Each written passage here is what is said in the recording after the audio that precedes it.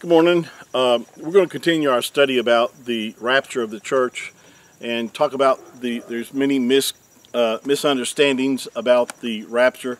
And the reason that I think that a lot of people have misunderstandings about the rapture, that they're confusing different issues.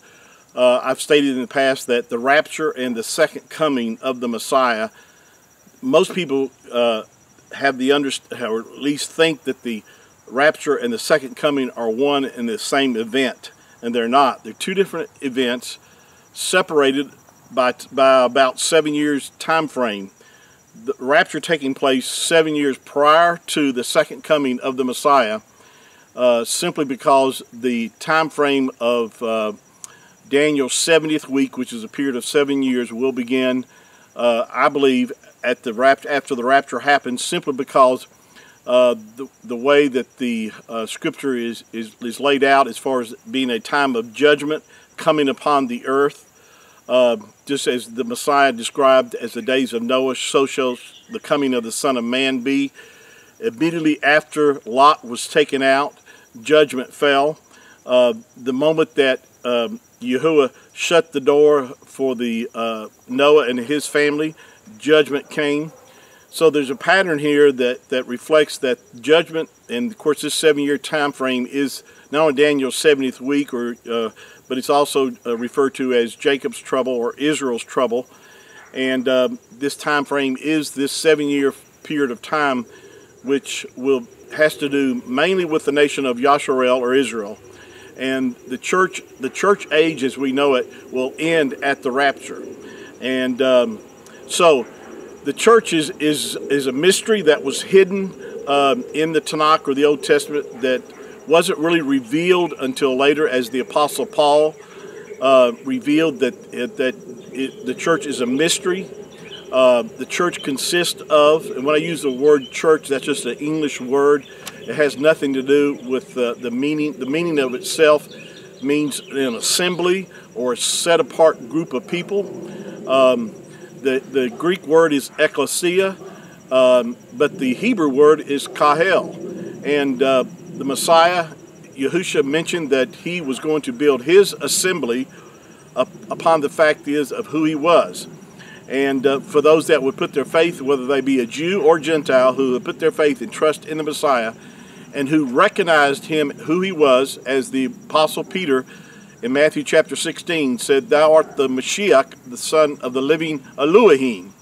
And so Yahushua said, "But upon this revelation, I will build my church, and the gates of hell shall not prevail against it." So he's been building his assembly, or his set-apart ones, during this time frame. And of course I've mentioned that the church began on the day of Shavuot, or Pentecost, and it will actually end at the rapture of the church. Now there'll be people still saved during the tribulation, or this 7 year time frame, but they aren't part of the church. They will be what I refer to as tribulation saints, or people that have come to faith in the Messiah during this time frame. The nation of Yasharel or Israel, this will be a time frame of testing for them. It'll be a time that 1/3 of the nation of Israel will come to recognize the Messiah as Yahushua as being their Messiah. They will embrace him, they will call upon him, and he will come and rescue them from the nations that we've come against them at the Battle of Armageddon. 2/3 of the Jewish people will die in the tribulation, and but also over half the population of the world, which will be about approximately 4 billion people, will also perish during this terrible time frame. So, but there, like I said, there will be people saved during this time frame. At the end of the tribulation, or Daniel's 70th week, or Yasharel's trouble, at the end of this, when the Messiah comes back, then at that time, those that have put their faith and trust in the Messiah will be allowed to enter in their natural bodies into the millennial reign of the Messiah. They will not have their resurrected bodies. They will be in natural bodies, because they'll help repopulate the world. And the sinners will be taken off the earth in the sheep and goat judgments, and the goats will be taken off the earth, being they represent the wicked one. Also, it's the same parable about the wheat and the tares.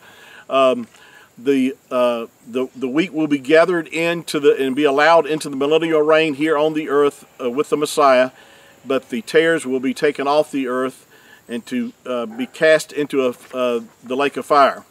Now, we'll pick this up on our next session, so I just wanted to reintroduce and say some things I've already covered, but also help to clear up some misunderstandings that people have in regard to this time frame. So until then, please continue to share my videos. I thank you all that have done that. If you haven't subscribed to my channel, please do. And again, I keep mentioning the fact is that there's over 1,300 videos that I've done on different topics that you can make yourself available to and be blessed by those too. And until then, until next time, shalom.